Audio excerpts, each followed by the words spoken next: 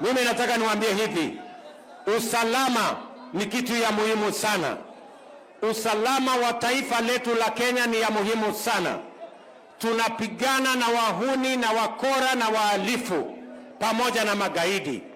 Na kwa sababu hawa magaidi tumewalemea jana, kwa sababu ya kutaka kulete hali ya hofu sehemu hii, ati walienda wakashika machifu wetu.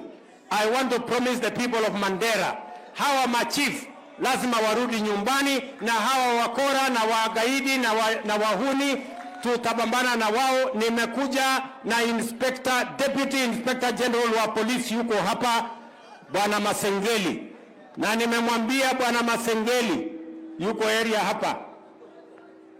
Bwana Masengeli nishamueleza ya kwamba juu chini, kulia kushoto, mbele na nyuma, east or west, mpaka mambo haya yatatuliwe, kwa sababu we have significantly downgraded the ability of the Al-Shabaab to unleash violence to the people of northern Kenya.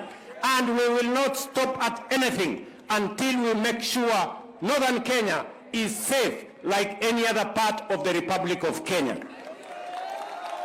Munajua hawa wajinga walikuwa wanafikiria ya kwamba wakifanya hiyo maneno walifanya jana, ati ndio nisikuje hapa. Wako ni wajinga kabisa, ni wazimu. Mimi sio ati nimekuja Mandera. Nimekuja na Mandera na mimi nalala Mandera. Na ikizidi naweza kulala tena, kwa sababu hapa ni Kenya. And I must make it absolutely clear that every part of Kenya is important, and we are not going to cede an inch of our country to criminals and those who want to unleash mayhem in our republic. We will go after them, we will deal with them, and we will eliminate them. Tumekubaliana jameni? Watu wa Mandera tumekubaliana?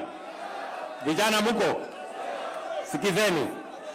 Hapa Mandera tuko na program ya housing, nyumba 1000 tumetangaza ya kujenga hapa Mandera town.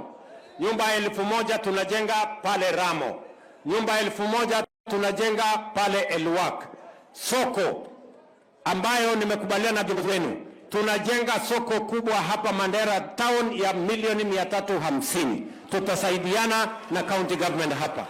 Tutajenga soko ingine 6 ya milioni 300 in all the headquarters ya all the constituencies hapa Mandera. We have a